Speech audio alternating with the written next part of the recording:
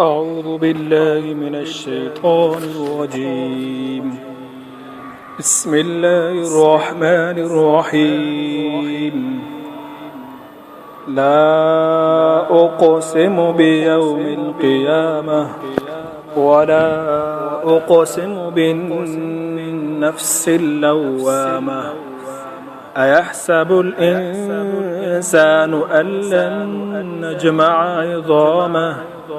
بلى قادرين على أن نسوي بنانه بل يريد الإنسان ليفجر أمامه يسأل أيان يوم القيامة فإذا برق البصر وخسف القمر وجمع الشمس والقمر يقول الإنسان يومئذ أين المفر كلا لا وزر إلى ربك يومئذ المستقر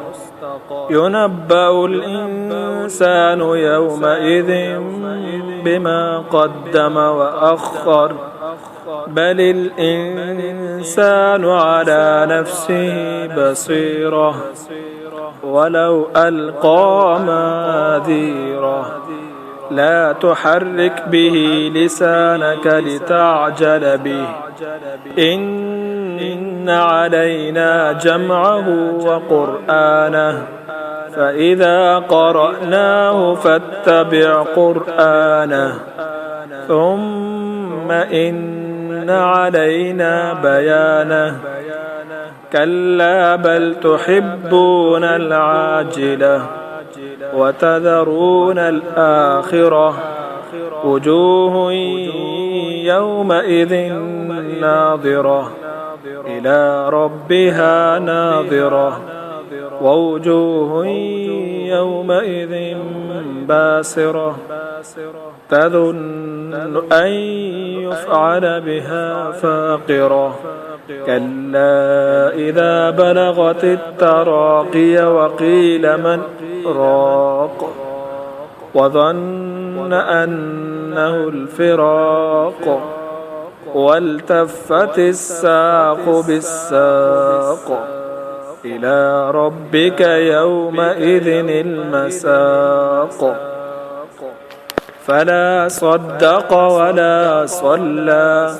ولكن كذب وتولى ثم ذهب إلى أهله يتمطى أولى لك فأولى ثم أولى لك فأولى